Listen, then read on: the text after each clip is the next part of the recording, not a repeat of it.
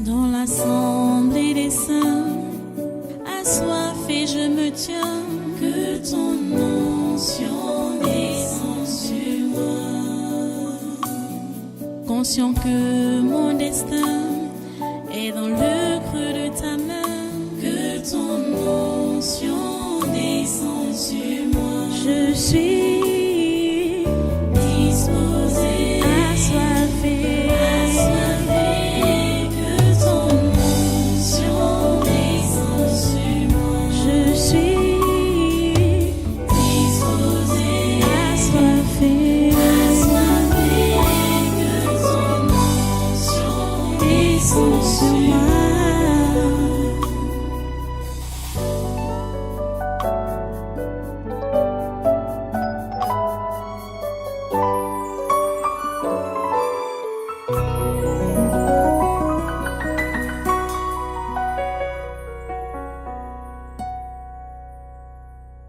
Voilà, vous allez donc prendre vos Bibles dans l'épître aux Hébreux. Prenez, on repart dans le premier texte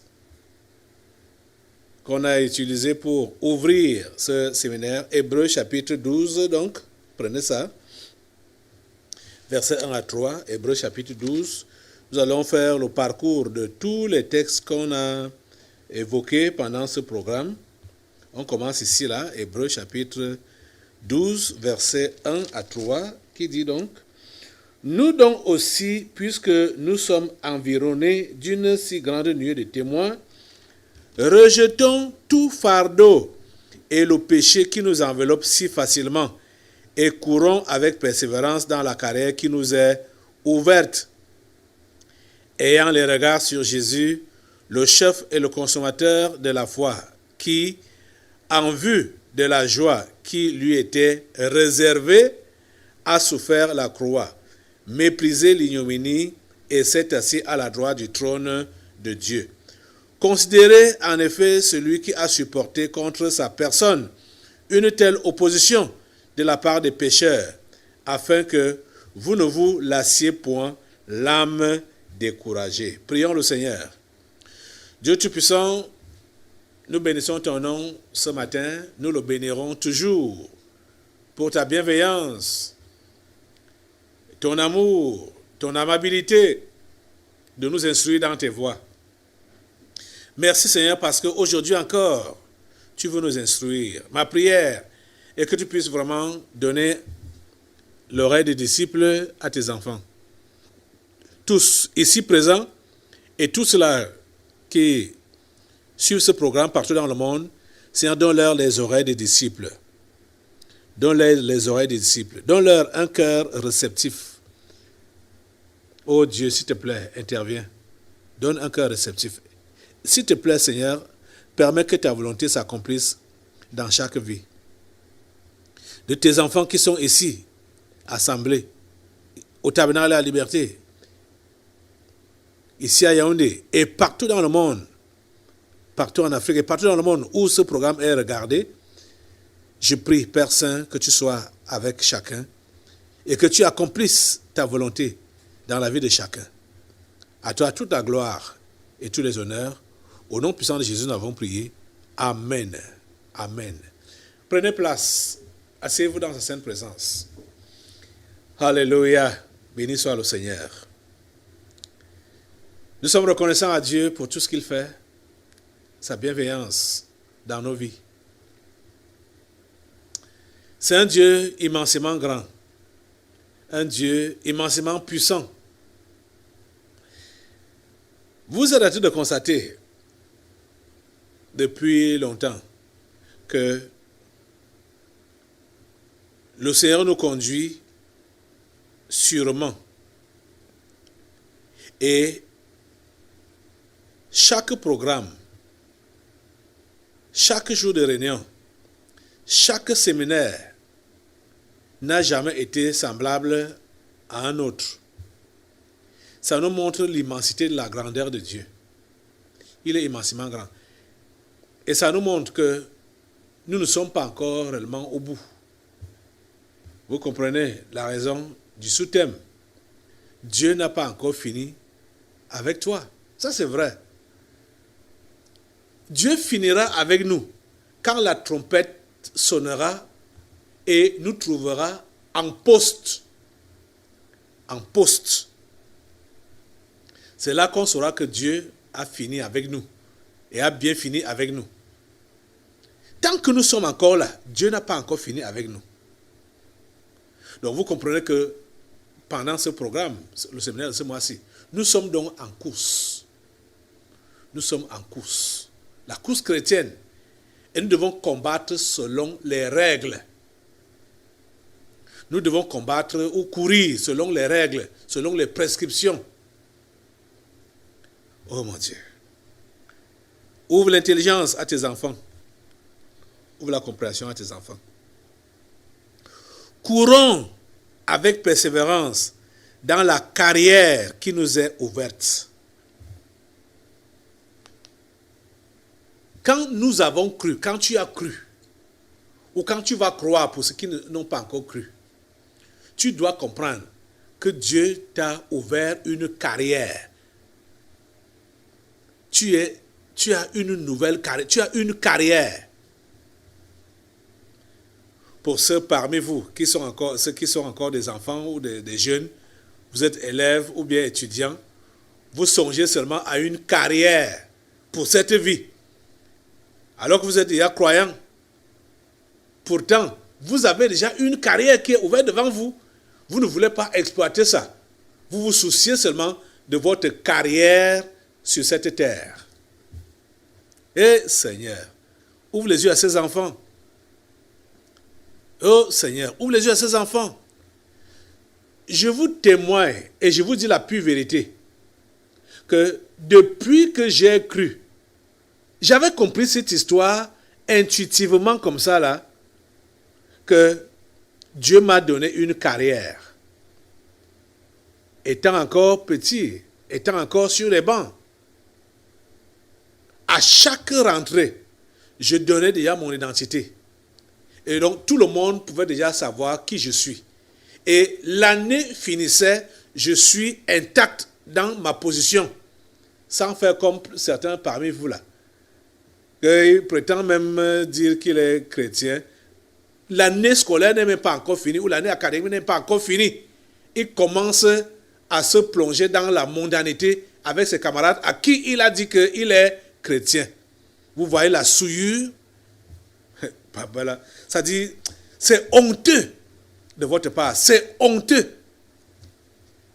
Et n'en parlons pas de ceux-là qui cachent leur identité.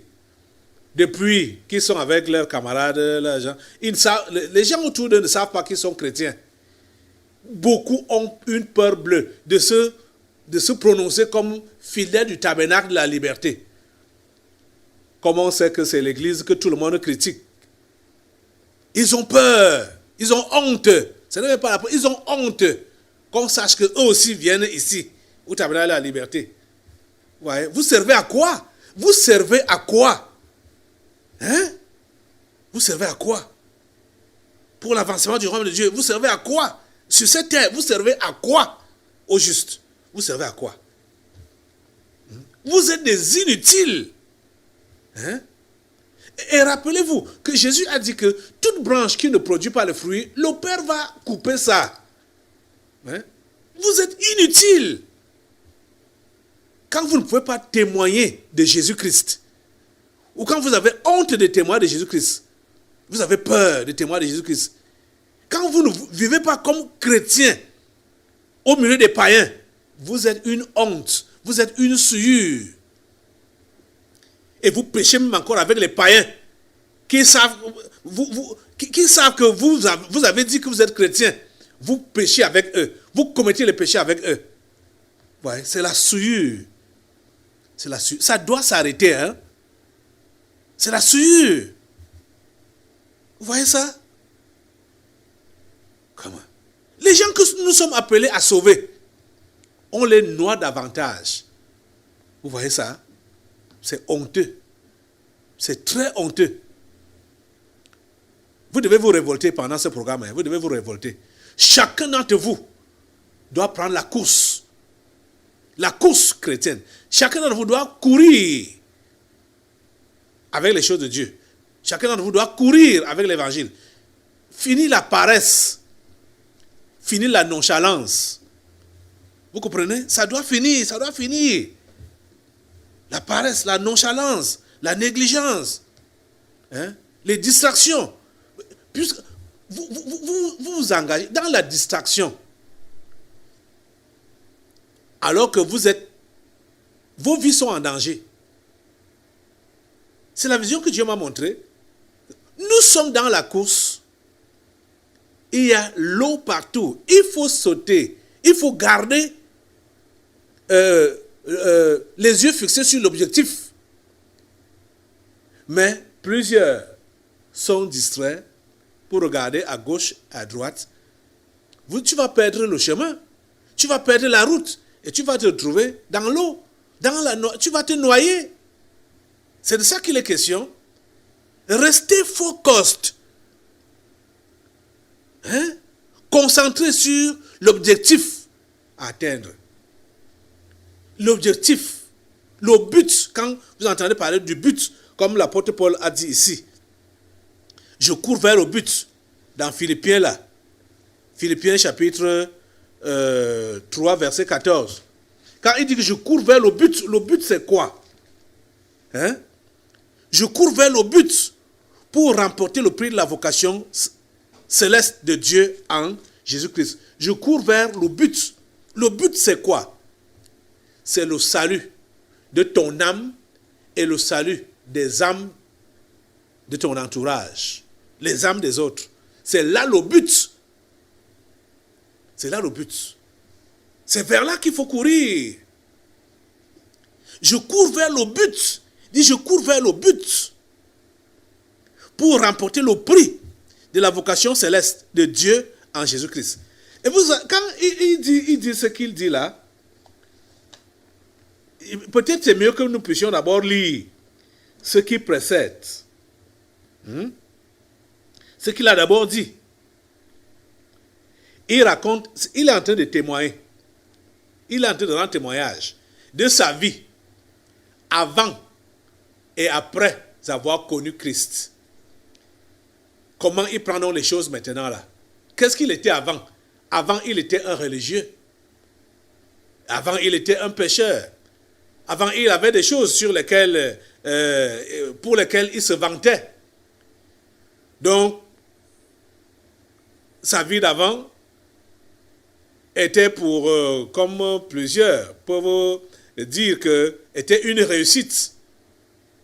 Avant de connaître Christ, hein, sa vie avant de connaître Christ était pour lui, en ce temps-là, comme une réussite.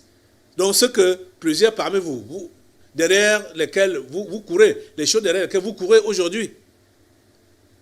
Paul était du genre là. Allons un peu derrière. Allons un peu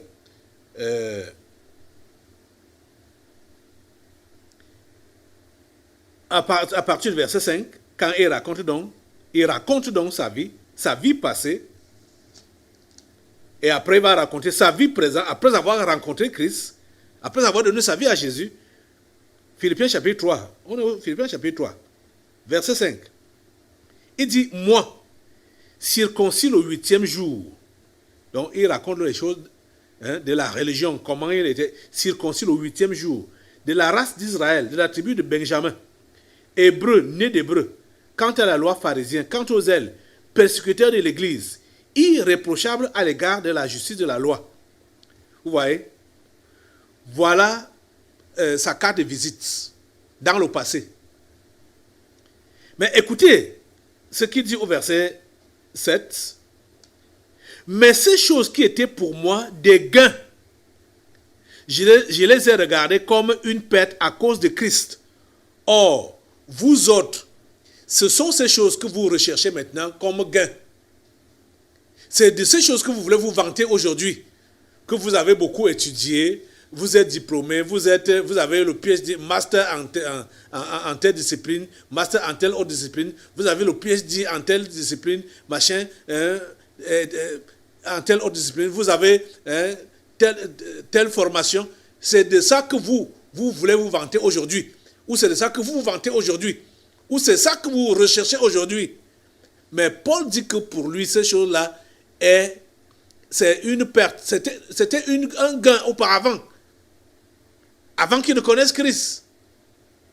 Mais vous, vous dites que vous avez connu Christ, et ces choses sont pour vous toujours un gain. Vous êtes toujours derrière ça. Vous êtes toujours derrière ça.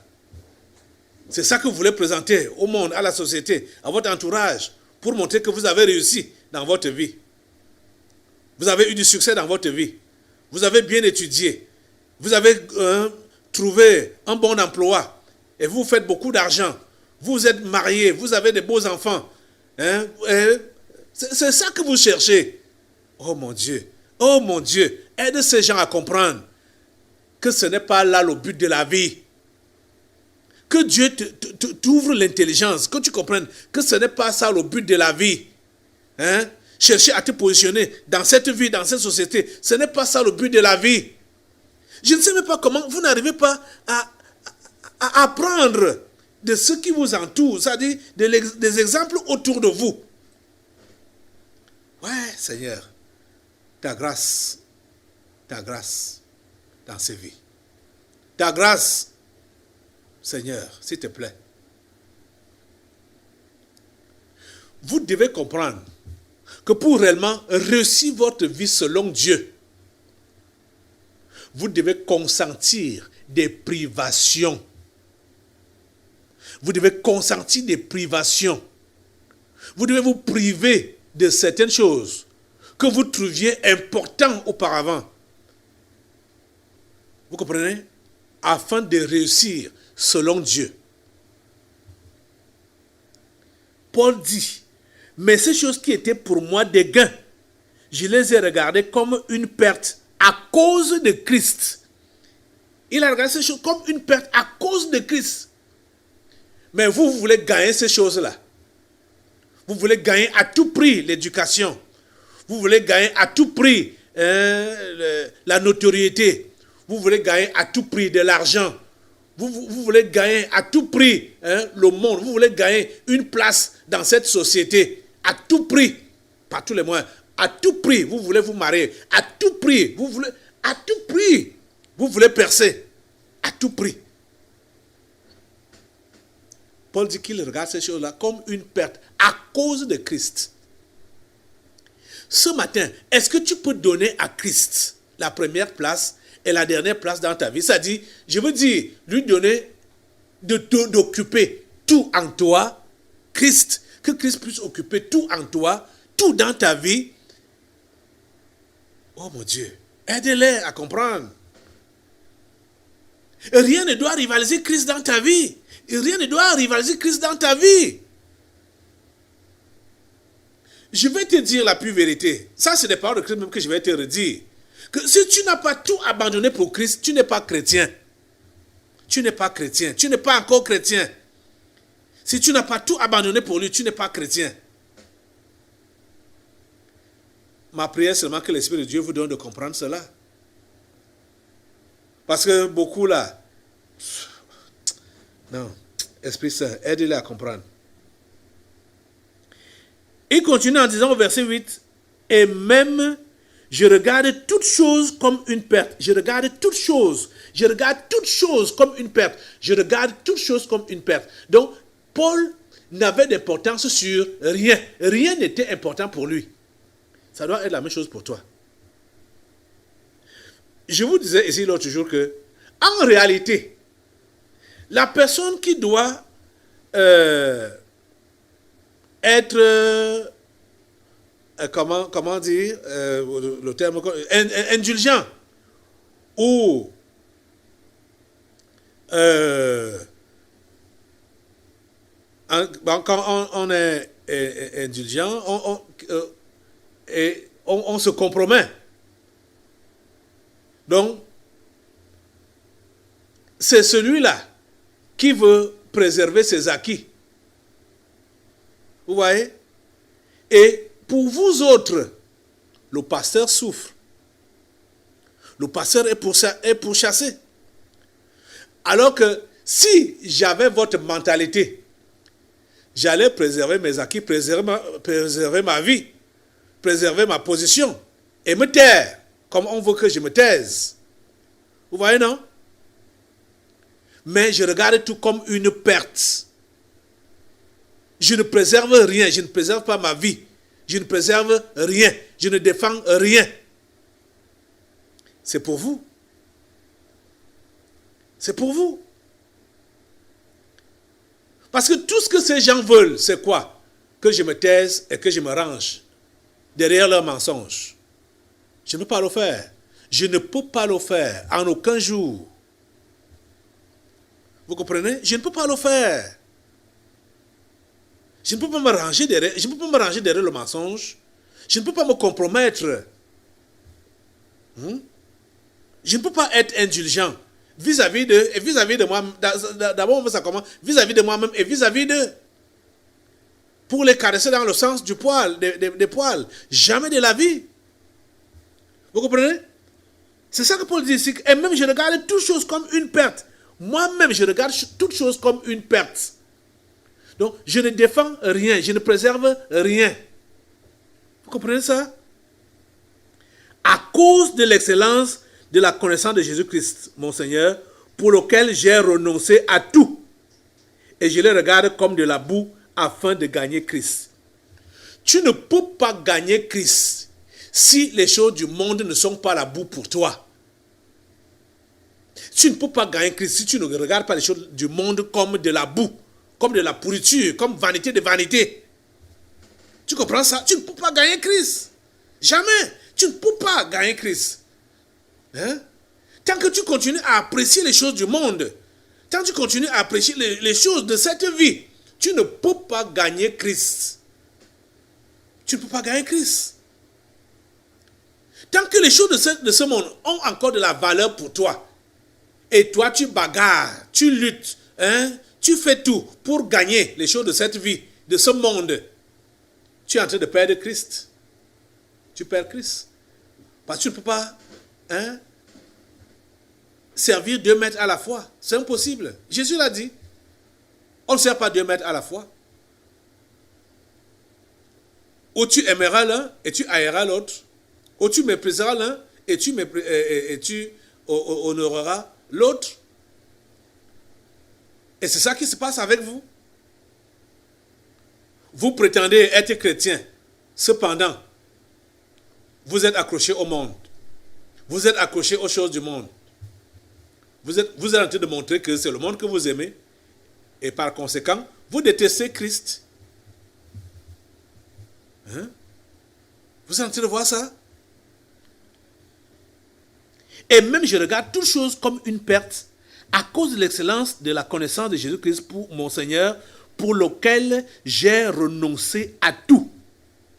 Pour Jésus, il a renoncé à tout. Pour Jésus, tu dois renoncer à tout. Et je regarde comme de la boue, et je les regarde comme de la boue, afin de gagner Christ. Mais toi, tu admires la vie mondaine, la belle vie, la luxure, les habits, les voitures, les maisons, les anses, le bonheur, les plages, les piscines, les hôtels, les grands milieux. C'est ça que tu admires, c'est ça que tu envies. Oh mon Dieu. Tu dois regarder ces choses comme de la boue. Tu dois les regarder comme de la boue. Pour gagner Christ. Si les choses de cette vie, de ce monde, ont encore de la valeur pour toi, Christ ne signifie rien pour toi. Tu as compris ça? Il ne signifie rien pour toi. Absolument rien pour toi. Tu prétends dire que tu es chrétien. Tu n'es pas chrétien. Tu es juste un piété religieux. Tu es juste un piété religieux. Tu ne sers à rien dans la maison de Dieu. Tu ne sers à rien dans le programme de Dieu. Tant que tu es encore derrière le monde et ses attraits. Tu comprends ça? Tu dois regarder le monde et ces choses comme de la boue. Tu dois rejeter ces choses-là pour gagner Christ. C'est de ça qu'il est question. C'est ça que cette course nous exige. Voilà les règles pour remporter le prix. de la vocation céleste, le prix de la course. Voilà les règles que je suis en train de vous dévoiler comme ça. Puisque la Bible a dit, Paul a rappelé cela, qu'il faut combattre ou courir selon les règles. C'est selon les règles.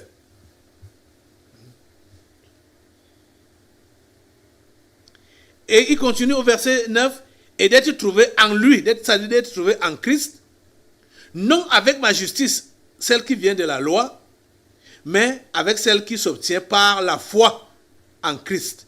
La justice qui vient de Dieu par la foi. C'est ça donc qui manque à plusieurs, la foi. La foi. La justice qui vient par la foi. Vous savez que la Bible dit que la foi vient de ce qu'on entend, et ce qu'on entend vient de la parole de Dieu.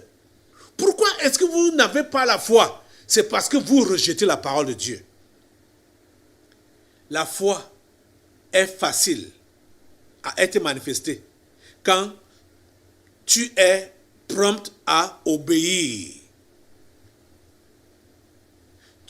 Quand tu obéis aux instructions de Dieu, tu es en train d'agir par la foi. Parce que la foi vient de ce qu'on entend, et ce qu'on entend vient de la parole de Dieu. Quand tu es désobéissant, c'est là que tu manifestes l'incrédulité. Mais dès que tu obéis, tu es en train d'agir par la foi. Ce n'est pas un miracle anodin comme ça. Ce n'est pas un sentiment dans le cœur là, oh, j'ai la foi, je crois, par la foi, comme d'autres disent. Ils ont même pris ça comme un langage spirituel, par la foi, par la foi. Je reçois, je crois, par la foi, j'ai ça, par la foi. Ce n'est pas comme ça. La foi vient de ce qu'on entend, et ce qu'on entend vient de la parole de Dieu. C'est quand tu mets la parole de Dieu en pratique que tu es en train d'agir par la foi. Donc quand Dieu t'interpelle, toi tu résistes. Dieu te dit fais ceci, toi tu résistes, tu réfléchis. L'instant de réflexion est en cage, hein? L'instant de réflexion, c'est ça qui vous maintient dans l'incrédulité. L'instant de réflexion. Vous n'avez pas besoin de perdre votre temps à réfléchir vainement comme ça. Hein? Ce que vous avez besoin de faire, c'est juste obéir, exécuter ce que Dieu vous demande de faire. C'est tout. Vous serez en train d'agir par la foi. C'est de ça qu'il est question. C'est quoi l'instant de réflexion? Tu réfléchis sur quoi? Alors qu'on t'a dit fais ceci, fais cela. Hein? Au lieu de te mettre en action, de mettre en pratique ce qu'on t'a demandé de faire, tu réfléchis. Tu réfléchis quoi? Tu réfléchis quoi? Hein? La foi vient de ce qu'on entend, et ce qu'on entend vient de la parole de Dieu. Mais seulement la parole de Dieu en pratique. Tu n'as pas besoin de voir avant de croire. La parole de Dieu, elle a dit, fais ce qu'elle a dit. Elle te dit maintenant, abandonne tout en les mains de Dieu. Abandonne tout en les mains de Dieu. Tout ce que tu fais dans cette vie, rien ne doit être pour toi une priorité que la soumission à Dieu, la croyance en Dieu. Dieu est la priorité. Le premier commandement, tu es appelé à appliquer d'abord ça dans ta vie. Je suis l'Éternel ton Dieu, tu n'auras pas d'autre Dieu devant ma face. C'est de ça qu'il est question. Dieu doit prendre la première place dans ta vie. La première place, il dit la première place.